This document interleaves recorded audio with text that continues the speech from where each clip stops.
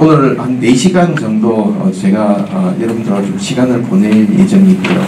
그리고 제가 이제 요청받기로는 주로 관리자 저기 단체에서 관리자분들이 이제 오시는 부분이라고 얘기를 들어서 아마 오늘 설명하면서 어떤 실무적인 구체적인 얘기는 제가 오늘 설명을 안 드리고 전반적으로 어떤 방향으로 가야 되냐, 방향성에 대한 부분들, 그리고 그런 방향성에서 우리가 꼭 짚어야 될 부분들이 뭔가에 대해서 설명을 드릴 예정이고, 전체 내용은 앞 시간에는 예산에 대한 부분인데, 예산에 대해서는 앞에 한 1시간 정도는 예산의 일반적인 부분에 대해서 좀 설명을 드리고, 뒤에 1시간은 좀 아마 여러분들이 좀 익숙하신지 어떤지 제가 모르겠지만 그 소셜 어카운팅이라는 용어를 아마 들어보셨을 겁니다.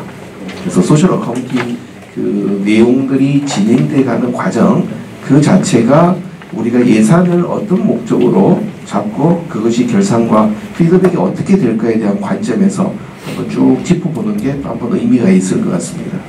그리고 후반부에 가서는 결산서 쪽에서는 결국 결산서에서 어떤 내용을 소통하려고 만드느냐, 다른 말로 왜 결산서를 만드느냐, 또 누가 보기 때문에 그런 관점에서 우리가 고민을 해보는 것이 분명히 좀 필요한 부분이죠.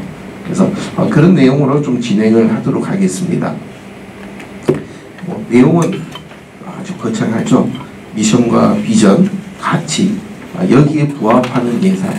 제가 이제 제목도 같이 이제 얘기하면서 정했는데, 제가 다니면서 가장 많이 들었던 예산에 대한 얘기들은 작년도보다 5%, 10% 수익 금액이 늘어나면 모든 항목들이 비슷하게 같이 늘어나는 예산이 우리 일반적으로 많이 만들어집니다. 근데 예산이라고 하는 이제 설명 들어가는 이 예산이라고 하는 항목 내용에는 단순하게 숫자 너머의 공감, 공유, 이 부분이 정말 중요한 기능입니다. 우리는 어떻게 보면은 그냥 좀 우리 쉽게 한번 생각해 보시죠. 예산에 대해서 우리가 가장 많이 걸렸던 부분은 주로 정부 쪽에 어떤 사업 진행할 때 그때 예산 계획 제출하고 그 다음에 처음에 얘기했던 예산 계획대로 됐냐 안 됐냐, 그러다 보니까 우리의 잠재의식 속에서는 예산이라 그러면은 기본적으로 인건비가 얼마인데 초과됐느냐 안 됐냐 이 얘기가 우선이죠. 그럼 그 얘기는 무슨 얘기냐면은 예산이라고 하는 성격 자체에 여러 가지의 기능이 있는데 그 중에 하나는 주로 보조금 준 쪽에서 이 보조금 줬는데 원래 했던 것보다 초과해서 지출했느냐 아니냐라고 하는 통제 목적이 가장 우리 속에 들어와 있어요. 그러다 보니까 예산이라 그러면은 통제하기 위한 도구로만 우리가 예산을 해버리죠. 그러면 여기서 나오는 단체의 미션, 비전, 가치 전혀 무관하죠. 근데 오늘 제가 설명드린 거는 그 부분들 좀 한번 다시 회복하고 생각해보자 하는 부분에서 설명을 드릴 얘기입니다. 첫 번째, 개념적으로 그럼 예산이 뭐냐?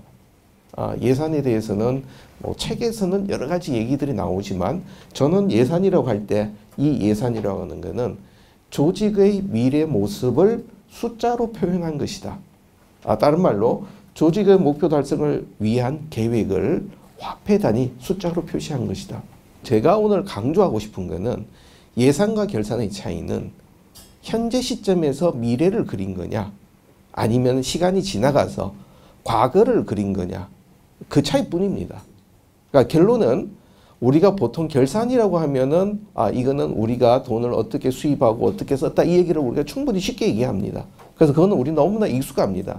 그럼 예산이라는 거는 결국 우리가 간다면 이렇게 갈 것이다. 미래의 나를, 미래의 우리 단체를 숫자로 표현한 게 예산입니다. 그렇다 그러면은 우리가 결산을 볼 때 결산을 보면서 하는 얘기 중에 하나는 이 단체가 어디에 돈을 썼고 어디에 했다는 걸 보면 이 조직은 어디에 중점적으로 뭐가 중요한 일을 했다 이걸 우리가 평가하게 되죠. 그 얘기가 예산에서는 다른 말로 우리는 뭐를 할 것이다. 어디에 중점, 어디에 우선순위를 둘 것이라는 게 이 예산에 나와야 된다는 얘기입니다. 그래서 말씀드린 같이 현재에서 미래를 보는 것이 예산이고 지나간 시점에서 과거를 돌이키는 게 결산이다. 결국 예산과 결산은 동일한 맥락에서 봐야 된다. 단지 시점의 차이뿐이라는 얘기입니다. 그것이 지금 시작하면서 우리가 아주 중요한 부분입니다. 예산이 없다면 어떻게 될까요? 실제 예산 없어도 조직 잘 굴러갑니다. 매년 해오던 패턴이 있고 그러다 보니까 후원금도 정기 후원자 있으니까 우리 예산 없어도 후원금 그대로 들어오고 인건비 있어야 되는 인원들 나가고 사업 그대로 갑니다. 근데 이제 제가 여기서 질문으로 던진 예산이 없다면은 그러면은 제가 본 많은 경우는 결국 우리가 이런 경우죠. 집에서 아버지가 가장이 아니면은 집에서 어떤 수입이 많아도 문제고 적어도 문제예요. 적정하면은 비슷하니까 큰 문제 없습니다. 없으면은 돈이 없어서 써야 될 사람들은 서로 아우성이고 많으면은 여유분을 어떻게 쓸까가 고민이죠. 그럼 결국 조직에서 예산이 없다면은 가장 나타나는 현상 중에 하나는 대부분 조직 내에서 힘이 있는 사람이 결정하는 대로 아니면은 조직 내에서 목소리 큰 사람 순서로 아니면은 조직 내에서 많이 징징거리는 사람 위주로 예산들이 집행이 되게 되죠. 그러니까 그 얘기는 무슨 얘기냐? 결국 앞에서 처음에 제목으로 조직의 가치, 미션과 비전 이 부분과는 전혀 무관하게 돈의 사용 과정들이 나오게 된다는 얘기죠. 그래서 예산이라고 하는 부분들을 크게 예산을 하기 전 또 예산이 확정돼서 사용된 그 이후로 한번 보게 되면은 예산의 기능의 첫 번째는 가장 중요한 거는 우선순위입니다. 그러니까 우선순위라는 거는 처음 말씀드릴 때 미래 계획이라고 말씀을 드렸죠. 그러면은 우리 조직이 어떤 일을 할 것이냐 하는 그 계획의 우선순위를 정하는 겁니다. 아마 여러분들이 실무에서 많이 보시면은 예산을 짤 때 수입 예산과 지출 예산을 짜는데 지출 예산은 여러분들이 하고 싶은 일들입니다. 그래서 한 사람이 하면은 그래도 좀 이게 조절이 되는데 여러 사업 단위별로 하고 싶은 예산 다 짜봐라 하면은 항상 지출 예산이 수입 예산을 초과하게 됩니다. 왜냐하면 일은 마음 놓고 하면 되는데 수입은 후원금은 보조금은 우리가 원하는 만큼 안 들어오죠. 그렇다 그러면은 결국은 우리에게 주어지는 한정된 이 자원을 어디에다가 써야 될 것이냐라고 하는 우선순위를 결정하는 게 바로 이 예산인 거죠. 결국 한정된 자원이 있는데 이 중에서 다 하고 싶지만 뭐가 중요한가? 우리 조직의 가치에, 우리 조직의 방향에 맞는 게 뭐냐? 그러면은 여기에서 가장 이제 처음에 제가 시작하면서 전년도 대비 10% 예산을 증액시켰다. 여기에서는 가치가 전혀 없는 거죠. 여기서 우선순위를 결정한다는 이 얘기는 나중에 이제 우리가 사업을 진행하다 보면 예산을 잡았지만 이 예산대로 수입이 들어올 수도 있고 아니면 적게 올 수도 있고 아니면은 전혀 계획과 상관없이 원래 후원금이 엄청 늘어날 수도 있습니다. 그랬을 때 이 여유분을 어디다 쓸 거냐 아니면 부족하다가 하면 어느 사업을 좀 조절할 것이냐 하는 얘기 자체가 우리가 미래의 계획 잡는 이 예산 설정 단계에서 어떤 순위가 우선순위가 결정이 돼 있으면은 그런 차이들이 나올 때 액션들이 빨리 결정이 될 수 있는 겁니다. 그러지 않게 되면은 말 그대로 막 급하다고 막 얘기하는데 아니면은 어떤 사람이 하는 얘기대로 가게 되면은 결국 조직에서 이루어야 될 그 방향 자체가 원 목적이 또 자원이 효율적으로 사용이 안 된다는 그 문제점이 나오게 되죠. 두 번째, 이 정보 공유. 이 정보 공유라고 하는 부분은 예를 들어서 위에서 나오는 우선순위 설정이 첫 번째 이제 제가 기능이라고 말씀을 드렸는데 이 우선순위를 결정하다 보면은 사업부별로 아니면 사업 단위별로 예산이 막 만들어졌는데 전체 만들다 보니까 여기 속에서 한계가 있으면은 야, 이 사업은 좀 줄입시다. 아니면 이거는 이거는 꼭 해야 되는 사업입니다. 자, 그런 과정 속에서 만들어지는 거는 결국 내년에 우리가 무엇을 할 것이냐에 대한 것이 구성원들 사이에서 정보가 공유되게 하는 게 이 예산 설정입니다. 그래서 저는 쉽지 않은 얘기들이지만 예산 설정 자체가 우리가 보통 결산하는 거는 매월 하고 연말 되어서 하더라도 뭐 시간이 좀 걸리죠. 근데 예산을 만드는 거는 뭐 예를 들어서 2, 3주 만에 끝났다? 이 부분은 그냥 숫자 노름이라는 표현을 쓰고 싶습니다. 그거보다는 예를 들어서 이제 우리가 1월 달부터 시작한다. 그렇다 그러면은 예산 짜는 것 자체가 뭐 11월, 12월 여기에서 뭐 문서로 대충 하는 것이 아니라 여름 지나가면서 내년에 사업 계획이 어떻게 되느냐를 전반적인 목표를 설정하고 사업 단위별로 얘기를 해서 각자 사업을 만들고 그 사업 단위별로 책임자들이 모여서 예산에 대한 협의들, 물론 이제 단체들이 뭐 1박 2일 장소 잡아서 하는 경우들도 많이 있습니다. 결국 그런 과정들이 그치면 결국 조직이 가는 방향에 대해서 구성원들이 충분히 같은 마음으로 공유할 수 있다는 점이 이 예산 설정 과정에서 나오게 되는 부분이죠. 그 결과 한정된 자원이 가장 효율적으로 배분될 수 있다. 왜냐하면 단체가 이루어야 되는데 결국 우리에게 후원하는 사람 또 아니면 내부적으로 단체의 사업을 운영할 때 가장 중요한 것은 결국 해야 되는 것들은 우리가 한정된 자원, 인적 자원, 물적 자원 모든 게 다 포함되죠. 그 상황에서 가장 우리 가치가 잘 실현될 수 있는 효율성이 어떤 거냐, 효과적으로 어떻게 가는 게 좋겠냐라고 하는 부분들이 여기에서 우선적으로 나올 수 있다는 얘기입니다. 그리고 조정과 통합, 이것도 아마 이제 단체에서 큰 얘기입니다. 제가 2010년도에 어떤 특정한 단체의 감사직을 제가 스스로 사임한 적이 한 번 있습니다. 그 얘기는 어떤 이제 과정이 있었냐면은 밖에 나가서 여러 조직 어떤 그 뭐랄까 신용 불량자들 또 이런 사람들 취약계층들이 공동체 만들어서 사업을 일으켜서 자립하도록 도와주는 단체였습니다. 그런데 내부에서 의견 대립이 났습니다. 상임이사와 또 실무자들. 그러다 보니까 임원들, 이사회 구성원들 사이에서도 이제 이 문제가 같이 확산이 돼버린 거예요. 그 상황에서 이사들의 의견 조절이 안 되는 겁니다. 그러다 보니까 결국은 바깥에 가서 우리가 공동체가 만들어져서 더불어서 좋은 일 하자고 얘기를 하면서 내부에서 안 되면은 이거 자체는 실제 의미가 안 되는 부분이죠.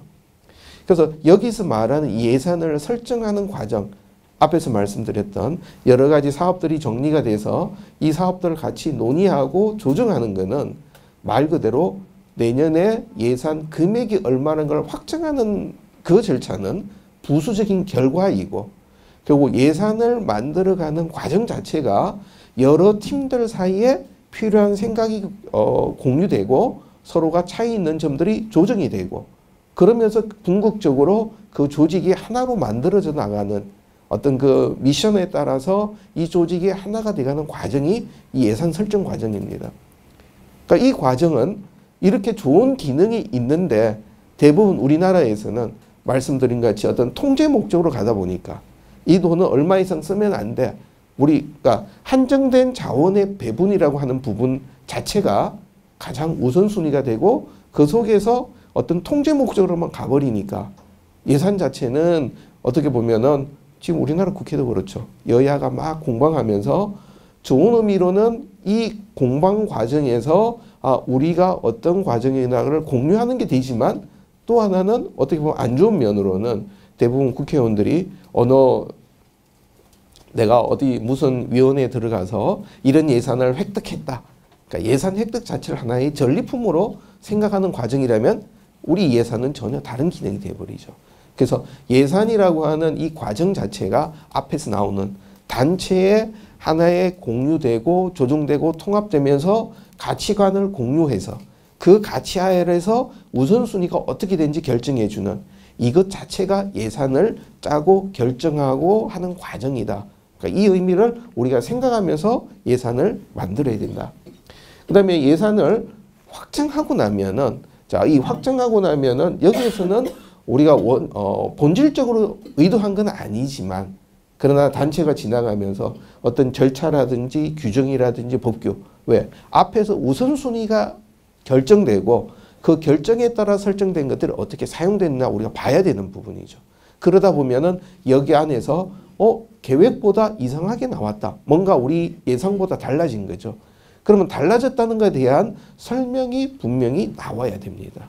그 설명을 하다 보면은 그게 오류가 있었는지 아니면 이상한 부정이 있었는지 아니면 비효율적으로 사용했는지 이런 얘기들에 대한 분석이 되고 그 분석은 결국은 단체가 개선하는 데 의미가 있게 되는 부분입니다.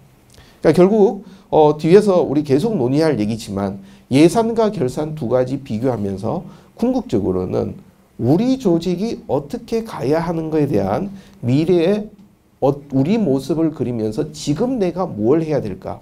이 의사결정에 늘 도움되는 정보가 예산이나 결산의 공통된 요소가 되는 부분입니다. 그리고 여기 나오는 관리평가 그런 관점에서 우리가 효과성, 효율성 결국 우리가 하는 일이 바르게 하는 거냐 아니면 일을 바르게 하느냐 두 가지 조금 미묘한 차이지만 분명히 의미 차이가 있는 거죠. 그래서 이 관점들이 우리가 예산을 나중에 평가해 보면서 예산 대비 실적이 어떻게 됐냐 이런 부분을 고민하게 됩니다. 여기에서 우리가 하나 한정되게 좀 고민해야 되는 거는 앞에서 이 예산이라는 것 자체가 숫자로 화폐 단위로 표시한 것이다 보니까 이 분석 도구 자체에서는 근본적인 한계는 하나 분명히 있습니다. 그러니까 숫자로 표현할 수 없는 부분은 여기에서 직접적으로 얘기가 좀 어려운 부분이죠. 그래서 그런 부분들은 우리가 이 정양, 양으로 수량으로 계량적인 지표 이외에 한 번 더 고민해야 되는 부분은 별도로 한 번 더 얘기 더 나누겠습니다. 예산을 운용하는 형태, 우리 가장 많이 알고 있는 형태입니다. 이 품목별, 항목별 예산제도. 그러다 보니까 사회복지 쪽에는 너무나 일반화되어 있는 관항목 체계를 보고 그 다음에 한 관항목에서 목간의 전용은 대표이사가 마음대로 써도 된다. 그 아주 이제 어떤 그 편한 마음으로 생각하게 되죠. 그러니까 이 품목별, 항목별 예산제도는 우리나라에서 대부분 통제 기능, 그러니까 이 이유 자체가 예산제도가 발달됐던 것은 대부분 보조금 받은 기관들이 주로 예산을 합니다. 결산서 딱 만들었을 때 예산 대비 결산서를 만드는 조직에 공통된 것은 대부분 보조금 받은 데입니다. 후원금 받은 데는 혹시 여러분 어떠세요? 후원금 받은 조직 중에서 예산 대비 결산서를 만드시는 분 마음속으로 손 한번 들어보시죠. 제가 만나봤을 때 보조금 받아서 보조금 사업비 집행 보고서 할 때는 반드시 어떻게 계획됐는데 보고 나갑니다. 근데 후원금 받아 움직이는 경우는 그거 없이 그냥 가요. 왜 그러냐? 보조금 받은 데는 보조금 준 쪽에서 예산 대비 이걸 아주 중요하게 보니까 그런데 후원금은 워낙 후원자들이 소액 다수로 퍼져 있으니까 아무도 그 부분을 직접 얘기 안 하는 거죠. 그러니까 잠재적인 심적적인 이런 공감대보다 뭐라고 얘기 안 하니까 우리는 우리 방법대로 편하게 가버리는 경우가 있습니다. 그 부분이 이제 오후 시간에 좀 자세히 좀 다루겠습니다. 그 다음 부분 나오는 부분 뭐 성과주의 예산이라든지 연기준 예산 이런 제도들은 지금 우리나라에서도 공공기관에서도 도입했다가 실패했다가 다시 또 도입 시작하고 이런 얘기들은 단순하게 인건비 얼마라는 게 중요한 것이 아니라 이 인건비가 들어가서 어떤 결과가 나왔느냐 그러니까 성과를 처음부터 우리 목표의 예산으로 잡는 부분이죠. 이런 제도들이 들어가는 부분들 또 연기준 예산 연기준 예산이라는 거는 작년에 얼마 했다가 중요한 것이 아니라 완전히 제로부터 시작해서 작년에 거는 없었다 보고 참고 자료에 불과하고 우리가 어떤 일을 한다 그럴 때 그러면 백지에서 다시 계획을 잡는 부분 이 부분들이 이제 연기준 예산이 되죠. 그래서 뭐 여기에서는 뭐 이 세 가지 중에 하나가 가장 좋다라고 하기보다는 이런 기능들의 예산 제도의 성격들이 우리가 잡을 때 같이 고려할 필요가 있다라는 부분만 좀 설명드리겠습니다. 예산 우리 보통 단체가 가는 얘기들 전체 운영에 대한 흐름을 보면은 처음에 이제 예산이 편성되고 이제 예산 편성되면은 거기에 따라서 각 사업별로 예산이 배정이 되고 배정된 예산에 따라서 집행이 되고 집행되는 내역들이 기록되기도 하고 그러다가 이 중에 어떤 경우들은 처음 예산 과목과는 다르게 다른 항목으로 전용돼서 사용되기도 하고 이런 사용됐던 내용들에 대해서 원래 계획과 다르게 되면은 우리 추경한다 그러죠. 추가 경정하면서 예산 한번 수정하게 되고 그렇게 된 것들이 나중에 전부 모여서 예산 대비 실적 분석을 보통 하게 되죠. 자, 이것은 우리가 전반적으로 가는 흐름이어서 아마 여러분들 다 알고 계시는 내용이 될 겁니다. 근데 이제 이 얘기를 앞에서 제가 설명드렸던 그 내용을 살린다면은 우리가 예산 운용 절차를 어떻게 가는 게 좋을 거냐. 첫 번째가 단체의 정체성, 비전, 미션이 뭔가라는 걸 먼저 확인하는 과정. 물론 이거 분명히 있습니다. 근데 제가 만나본 단체에서 또 아주 독특한 거는 단체의 미션과 비전은 누가 만드냐. 경영진 아니면 거버넌스가 있다는 이사분들이 몇 명이 모여서 우리 단체는 이거다라고 얘기할 수도 있고 아니면 조직 구성원들이 모여서 할 수도 있고 근데 여기서 중요한 부분은 어떤 특정한 개인 집단이 아니라 단체라는 얘기입니다. 그러니까 단체의 미션과 비전은 그 자체의 기본 개념들이 있어야 된다는 얘기입니다. 구성원들이 동의하지 않는 미션과 비전이라면은 그러면은 거기 안에서 와서 사업하는 것도 그냥 끌려다니는 얘기가 되죠. 자, 그렇게 되면은 우리가 여기서 아주 본질적으로 또 고민해야 되는 이슈가 또 하나 더 나오죠. 그러면 단체의 주인은 누구인가? 그러니까 다른 말로 저 미션과 비전은 누가 만드는 것인가? 우리 그 조직의 구성원들 보면은 단체에 이사회 경영진이 있고 그 다음에 실무자, 상임이사, 사무국장에서 실무자들이 있게 되고 그리고 거기에 후원자들이 또 있게 되죠. 근데 제가 만나보면은 세 그룹 다 내가 주인이다라는 생각을 가지고 있는 조직이 있는 반면 또 어떤 조직은 세 그룹의 어떤 사람도 나는 주인이 아니다라고 생각하는 사람도 있습니다. 그러니까 지금 비영리라고 하는 이 주체성에 대한 부분은 상당히 독특합니다. 그래서 처음에 어떤 조직이 만들어지면서 그 조직의 정체성이 비전과 미션으로 만들어지고 그 얘기들이 만들어지면 이것은 바뀌면 안 되는 거냐? 아니면 들어온 구성원들이 새로운 구성원들이 계속 바꿀 수 있느냐? 이런 얘기들은 솔직히 좀 오늘 얘기하기보다는 더 큰 그림에서 우리가 또 한 번 더 논의할 부분이겠죠. 그러나 어찌됐든 현재 구성원들이 사업을 진행한다 그럴 때 우리 조직은 뭐가 중요하다, 어떤 것이 우선적인 가치다 하는 부분은 어찌됐든 공유해야만 된다는 얘기입니다. 그래서 이 얘기가 확인하고 공유하는 과정이 먼저가 만들어지고 그 계획에 따라서 그것들 이루기 위해서는 그럼 내년에 어떤 사업 계획을 갈 거냐, 무슨 사업을 할 거냐 그 기준에 따라서 사업 계획이 만들어지고 그 사업 계획에 가다 보면 여기에서 필요한 여러 가지 경비들 그것이 이제 예산 편성 지침에서 만들어진 지침에 따라서 사업 단위별로 예산이 수립되게 되죠. 여기에서는 아직 조직 전체는 전혀 아닌 겁니다.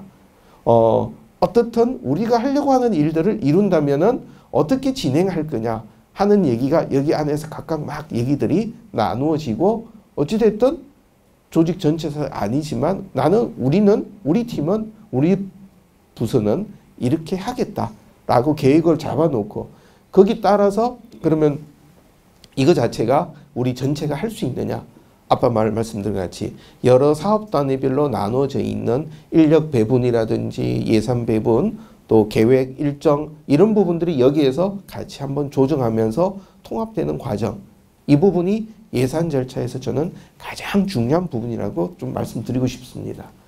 그리고 이런 예산에 대해서 통합된 것들에 대해서 예산을 심의하고 승인하는 과정들이 그 부분은 뭐 여러 가지 과정인데 조직에 있는 재단법인 같으면은 이사회에서 하게 되고 또 사단법인 같은 경우는 총회에서 이 부분이 승인이 되게 되죠. 그러니까 승인된 예산에 대해서는 실제로 이제 집행이 되고 결과 기록되고 이런 부분들이 다시 한번 정리돼서 예산 대비 실적 분석하는 과정 이 과정들이 그 다음에 다시 또 넘어가게 되는 겁니다. 그래서 예산 편성하는 관련돼서 예산 편성에 대한 지침을 좀 한번 좀 설명드리고 싶습니다.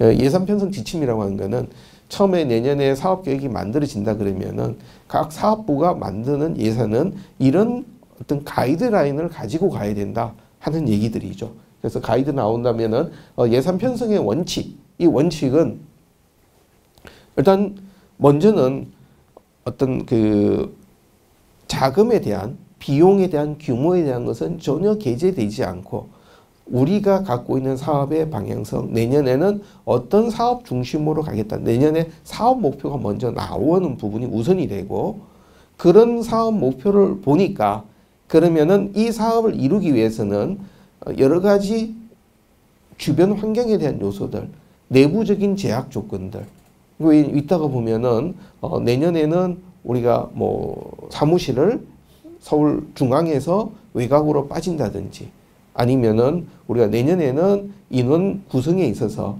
우리가 직접 그 고용 인원보다는 어떤 외주를 더 많이 좀 활용하면서 사업을 한다든지 그러니까 여러 가지 방향에 대한 기본적인 방침에 대한 것들이 먼저 한번 지침으로 나와줘야 되죠.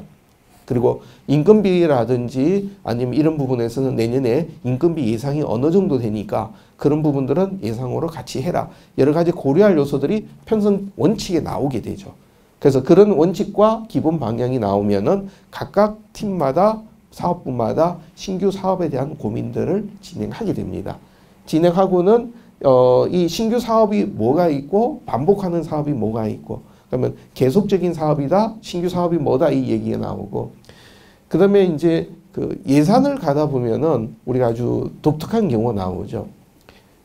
연초에는 분명히 우리 자체 예산으로 쭉 계획을 잡았는데 어느 날 보니까 뭐 외통부가 되든 아니면 행안부가 되든 복지부가 되든 여가부가 되든 거기서 신규 사업이 나왔습니다.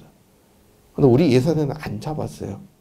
그러면 이런 예산들은 하면 됩니까? 안 됩니까? 예산 기준으로만 보면은 하면 안 돼요.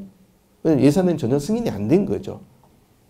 그런데 우리가 예산이라고 하는 거는 결국 이 그 지침 속에서 고민해서 정해져야 되는 거는 거기에 대한 가이드도 여기 지침에 나와야 된다는 얘기입니다.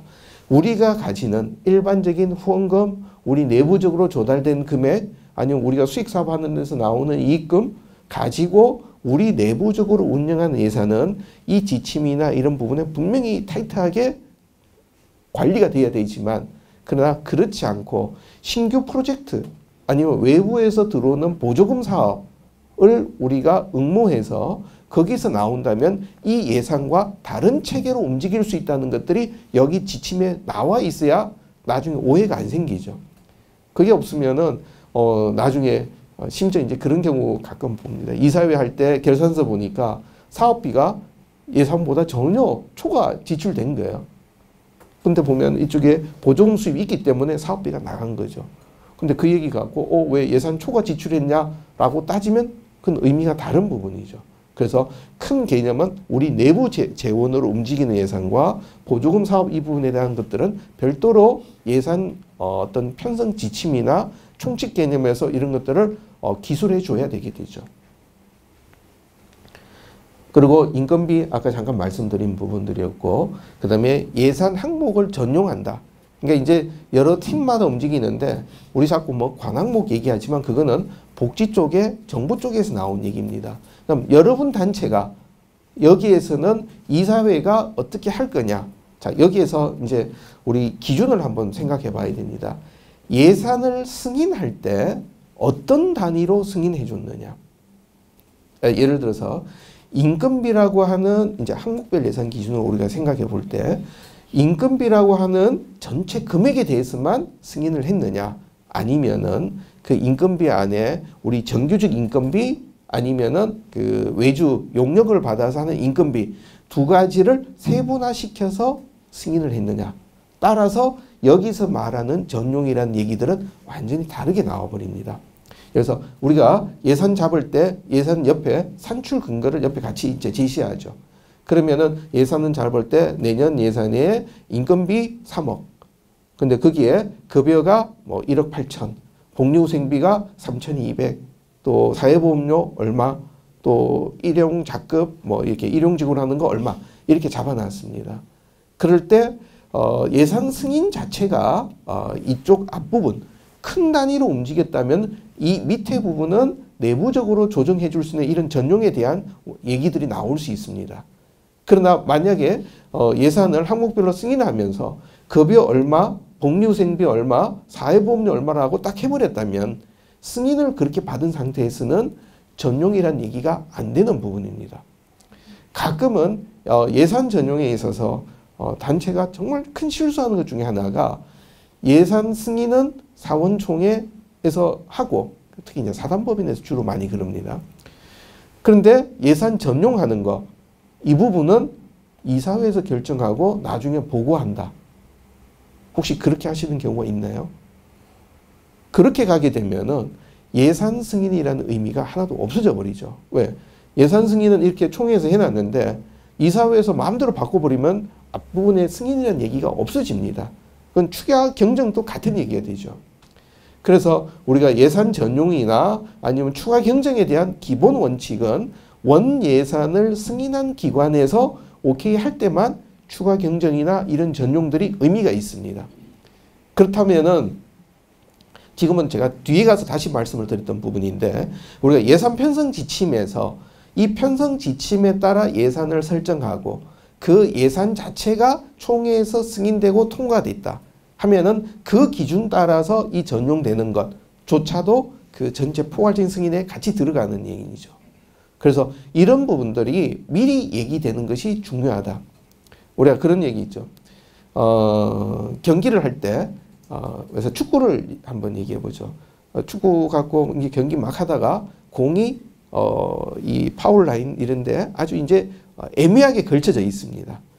그랬을 때 아마 저도 어릴 때 그랬던 것 같은데 선 위에 있으면 이거는 바깥이다 아니다 라고 하는 것들을 미리 정하면 되는데 그것을 안 정하면은 서로 본인에게 유리하게 따지죠.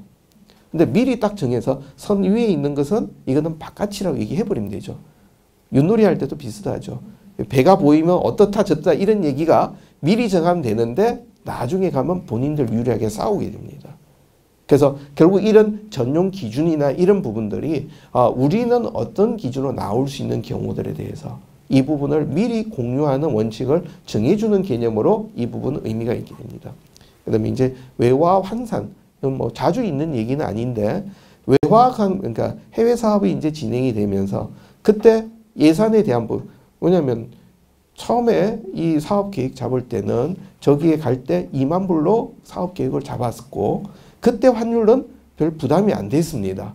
근데 막상 가보니까 그 시점 환율 올라버리면 똑같은 2만 불인데도 우리 한국 결산서에서는 초과 지출이 돼버리죠. 그럼 외화 환산은 이 예산에 있어서 어떤 연간 예정 평균 환율로 갈 거냐, 시기적으로 조절할 거냐, 차이가 난다면 어떻게 할 거냐 이런 얘기들도 여기 들어가 줘야 되죠. 이런 얘기들이 들어가 주면은 단체들이 예산을 만들어서 나중에 우리가 보는 관점이 좀 더 쉬워질 수 있습니다. 그리고 이외에 기타는 여러분 단체에서 필요한 것들 뭐 여러 가지 더 들어가도 괜찮은 부분이 됩니다. 그래서 뭐 이런 부분들은 그냥 제가 예로 한번 했던 부분이어서 방향이 어떻고 이런 참고사인데 요거는 제가 그냥 넘어가겠습니다. 예산 대비 실적 분석한다는 부분. 예산 대비 실적 분석한다는 거는 예산 대비 실적을 비교하는 것 자체가 중요한 것이 아니라 예산 대비 실적이 차이가 난 원인이 뭐냐. 그러니까 이 부분은 예산 대비 실적이 초과될 수도 있고 또 훨씬 더 과소하게 집행될 수도 있습니다. 그러니까 다른 말로 많은 게 문제다, 적게 쓴 건 문제 아니다라 아닌 겁니다. 우리 한번 비교하면 거꾸로 한번 다른 얘기 한번 해보죠. 일반 기업에서는 예를 들어서 원래 매출 얼마에 당기순이익 비용 얼마 쓰니까 당기순이익이 이 정도 나올 거다 계획 잡았습니다. 근데 이 기업에서는 비용을 최대한 줄여서 이익 높이면 여기는 포상금이 됩니다. 잘했다고 인센티브 받을 수 있습니다. 비영리 조직에서 회사에서는 비용 줄이니까 인센티브 받는다더라. 그래서 단체에서 비용을 사업을 다 중지시키고 후원금 받은 걸 다 돈을 남겼습니다. 이 사람 인센티브 아니죠. 왜 사업을 안 했냐가 이 사람은 우리가 평가해야 되는 요소가 되는 거죠. 그러다 보니까 결국 예산이 미래 계획이면은 그 계획대로 안 됐다. 그것이 초과했다면은 이것 자체가 사업이 확정되기 때문에 나온 거냐? 아니면은 사업비를 비효율적으로 집행했기 때문이냐? 아니면 엉뚱한 데 돈이 빠졌기 때문이냐? 왜 그렇게 됐는 거에 대한 부분을 분석해야 되고, 반대로 적게 됐다면 이것 자체는 사업을 줄인 거냐? 그거는 우리가 분명히 개선돼야 될 거고, 반대로 담당자들이 미리부터 계획 잡아서 어떤 저렴하게 움직일 수 있는 구조를 잡았다? 이거는 우리가 포상을 해야 될 개념들이죠. 그래서 여기 나오는 이 차이 분석에 대한 부분들이, 이 부분들이 단체에서 아주 중요하게 가야 될 부분입니다. 그래서 어떤 이 차이가 나올 때 우리가 좀 더 주의를 가져야 될 요소들은, 첫 번째가 비율적으로 얼마나 차이의 중요성이 있느냐, 두 번째가 금액적으로 있느냐, 아니면 속성의 어떤 변동성이 있느냐. 예를 들어서 이 비율이라고 하는 거는 전체적으로 쭉 봤을 때 차이 금액이 한 3%, 5% 이상은 일하다 보면 나올 수 있다 생각할 수 있는데, 이것이 20% 넘게 나왔다. 이것은 비정상적으로 보이는 부분이죠. 그러니까 그런 개념이 되는데, 그런데 그렇게 가다 보면은 예를 들어서 사무실에 사무용품비가 연간 예산이 한 50만 원 됐는데 그에 복사를 많이 하다 보니까 100만 원 썼습니다. 그러면 비율이 100% 증가입니다. 그렇지만 우리 전체 예산이 지금 20억대 예산이다. 20억대 예산에서 50만 원 더 썼다? 그렇게 중요한 요소는 아니죠. 그래서 볼 때 비율적으로 중요하냐, 또 하나는 금액적으로도 중요하냐, 이 두 가지 요소에 대한 경중들을 따지고, 그렇지만 하나 중요한 요소는 그거 자체가 우리가 어떤 의미로 보느냐, 이 단체가 가지고 보는 속성에서 의미가 있느냐. 그렇다면 그것은 금액이 적더라도 고민을 해야 될 부분이죠. 그러니까 예를 들어서 우리가 파트타임으로 안 하고 전부 다 정규직으로 사업을 바꾸겠다. 그러니까 요즘 뭐 여러 가지 얘기들이 많이 나니까 고용관계를 안정시키겠다. 그것을 우리 예산으로 잡았는데 파트타임 임금비가 올랐다면 그거는 금액이 많고 적고를 떠나서 우리의 방향, 가치관과 다르면 분명히 그건 짚어야 될 얘기가 되는 거죠. 그리고 주요 차이를 분석할 때 여러분 반드시 고려하셔야 되는 것은 숫자가 가지는 착시. 예를 들어서 이런 경우 있죠. 앞에서 이제 잠깐 말씀드렸지만 예산의 사업비가 3천만 원이었다. 그런데 사업비가 뭐 2,900만 원, 3,100만 원 써졌다. 라고 해서 그 사업이 효율적으로 됐다라고 얘기한 것은 아니란 얘기입니다. 그래서 지금 이 얘기들은 지금 우리가 이 예산에 대한 예산 대비 실적에 대한 차이 분석을 해가는 과정은 사업의 효율성 이전에 먼저 우리가 주의를 가져야 될 요소들이 뭐가 있느냐, 1차적인 포인트들을 찾아내가는 과정이지 이것이 최종 결과는 아니라는 부분을 한번 꼭 고려하셔야 되는 부분이죠. 그래서 숫자로 계량화되지 않는 부분에 대한 고민들은 우리가 계속 같이 해야 되는 부분이다. 예비비 부분, 뭐 이 부분들은 우리가 늘 알고 계신 부분입니다. 근데 단체에 가서 보면은 결산서에서 예비비에 대한 처리 방식이 참 달라요. 어떤 데에는 예비비를 그냥 계정 과목에 예비비로 그냥 다 정리하는 경우도 있고, 어떤 경우는 예비비 예산이 있었지만 예비비가 어디로 갔는지, 예비비가 사용된 내역들을 해당 계정 과목으로 다시 더 바꿔버리는 경우도 있고, 아니면은 어떤 조직은 예비비를 이제 운영진들이 마음 놓고 쓸 수 있는 쿠션으로 생각하는 분도 계시고, 아마 여러분들이 많이 느끼시는 부분일 겁니다. 그래서 근본적으로는 우리 사전적인 의미로는 예측할 수 없는 여러 가지 상황들, 또 예산의 초과 지출에 충당하기 위해서 예비비가 있다. 근데 지금 여기 이 단어에서 예산의 초과 지출에 충당하기 위해서 예비비가 있다. 무슨 문제가 있을까요? 우리가 그냥 쉽게 생각하면은 처음에 계획 이렇게 잡았는데 하다가 보니까 뭔가 분명히 문제가 있어서 초과되니까 예비비를 쓴다. 근데 처음 예산 잡을 때 그러면 왜 그렇게 안 잡았냐는 얘기죠.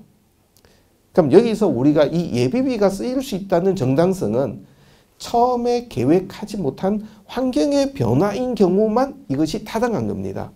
근데 처음에 예산 쓰이면서 우리 조직에서는 이 항목 쓰면 안 돼라고 원칙을 잡고 예산을 삭감시켰는데 그 예산 초과로 이 예비비를 쓴다 그러면 이거는 의미가 완전히 다른 점이 돼버리죠.